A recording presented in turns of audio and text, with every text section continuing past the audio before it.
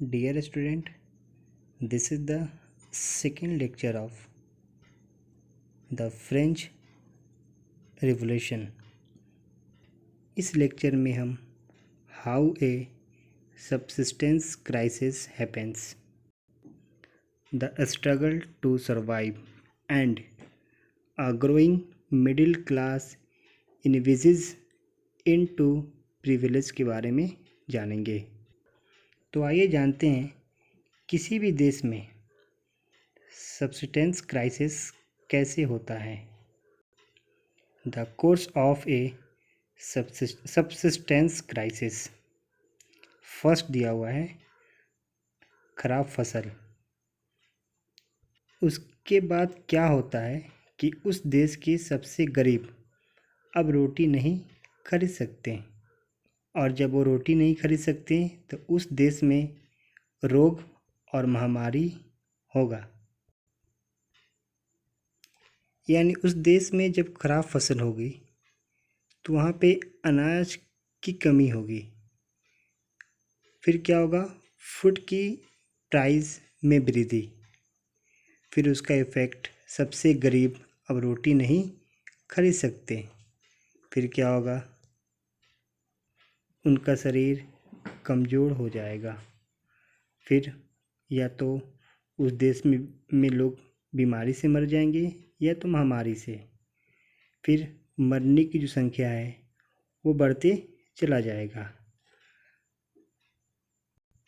या उस देश के जब गरीब रोटी नहीं खरीद सकते हैं तो वहाँ पे खाने के लिए दंगे होंगे, और जब दंगे होंगे तो वहाँ पे मरने की संख्या बढ़ जाएगी।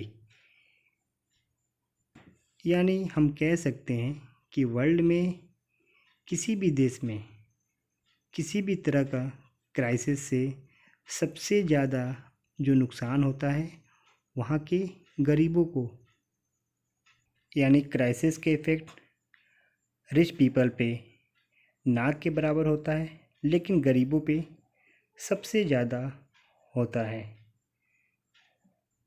आई थिंक आपको क्लियर हो गया होगा। Next, the struggle to survive. 1715 में फ्रेंच की पॉपुलेशन 2.3 करोड़ थी, जो 1789 में बढ़कर 2.8 करोड़ हो गई। पॉपुलेशन इंक्रीज़ होने के कारण फूड ग्रेन की डिमांड बहुत अधिक हो गई। और तो और उस समय फ्रेंच में ड्राउट और ओले के कारण कल्टीवेशन को बहुत बड़ा नुकसान भी हुआ था, जिसके कारण फ्रेंच में ब्रेड का प्राइस बहुत हाई हो गया, जिसके कारण वहाँ के पुअर पीपल को ब्रेड खरीदना मुश्किल होते जा रहा था। यानी हम कह सकते हैं कि फ्रांस के अंदर लिविंग क्राइसिस कहना आम बात हो चुका था। अब सवाल आता है कि आखिर 1789 में फ्रांस में ऐसा क्या हुआ जिससे वहाँ पे फूड ग्रेन में इतनी ज़्यादा कमी आ गई। तो हमने जाना कि पॉपुलेशन इंक्रीज़ हुआ और ड्राउट ओले के कारण कल्टीवेशंस को बहुत अधिक नुकसान हुआ। इसके अलावा एक और रीज़न है जिसे हम आगे के लेक्चर में जानेंगे। Next, a growing middle class envisages privilege. In the past, France में जब जब टैक्स इंक्रीज और फूड स्कार्सिटी हुआ तो उसके अगेंस्ट में हमेशा से फार्मर्स और वर्कर्स ने आवाज़ उठाया, लेकिन उनके पास सोशल और इकोनॉमिक सिस्टम में फंडामेंटल चेंज लाने के लिए इंस्ट्रूमेंट्स और प्रोग्राम की कमी बहुत थी। परंतु इसकी रिस्पॉन्सिबिलिटीज़ थर्ड स्टेट के उन ग्रुप ने उठाई जो रिच और एजुकेटेड होकर नई थॉट के कांटेक्ट में आ सकते हैं।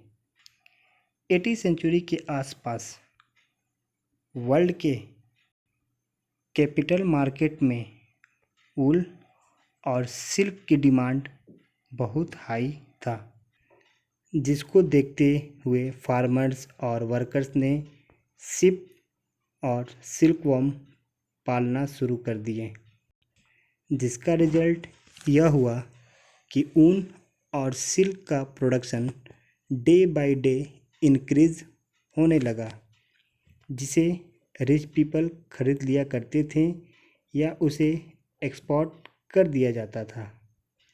धीरे धीरे थर्ड स्टेट के ट्रेडर्स या मेकर्स के अलावा एडमिनिस्ट्रेटिव ऑफिसर्स, वकील्स जैसे प्रोफेशनल पीपल भी डे बाय डे शामिल होने लगे, और यह सारे पीपल एजुकेटेड थे और इनका मानना था कि that no group in society should be privileged by birth, rather a person's social position must depend on his merit।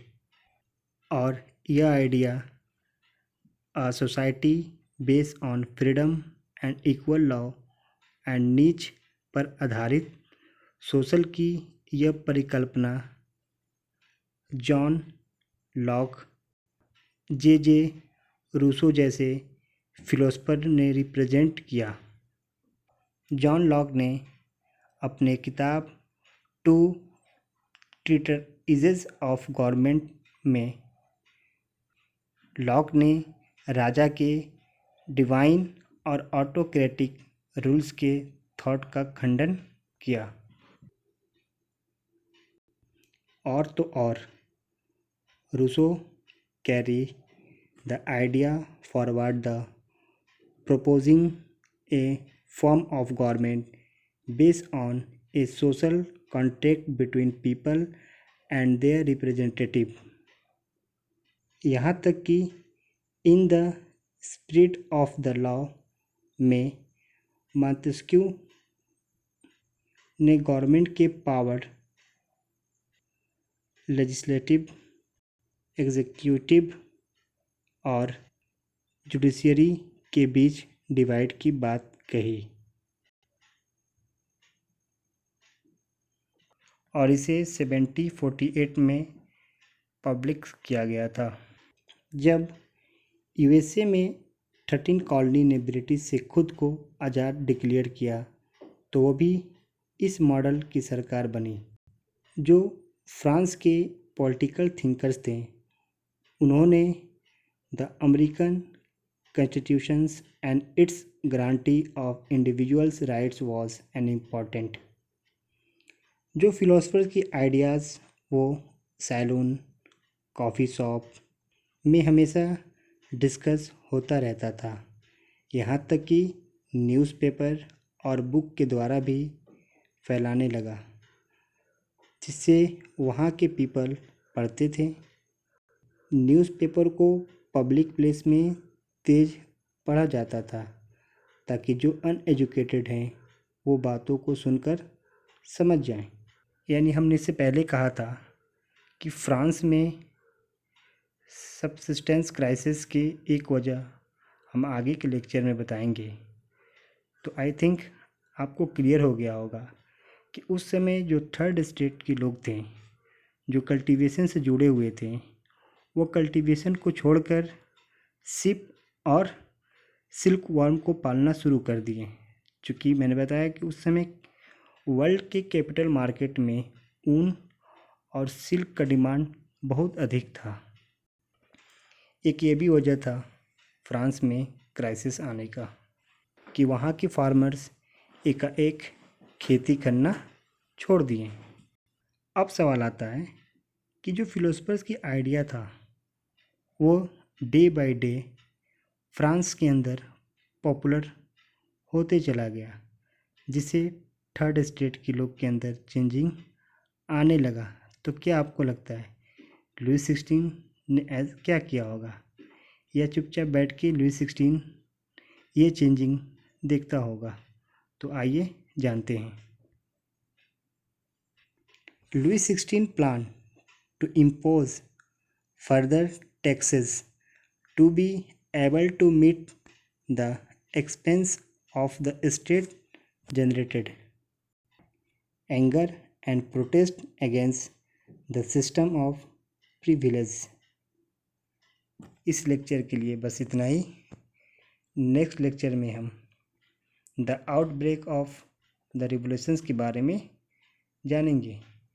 अगर ये लेक्चर आपको अच्छा लगे तो please like, comment and subscribe our YouTube channel.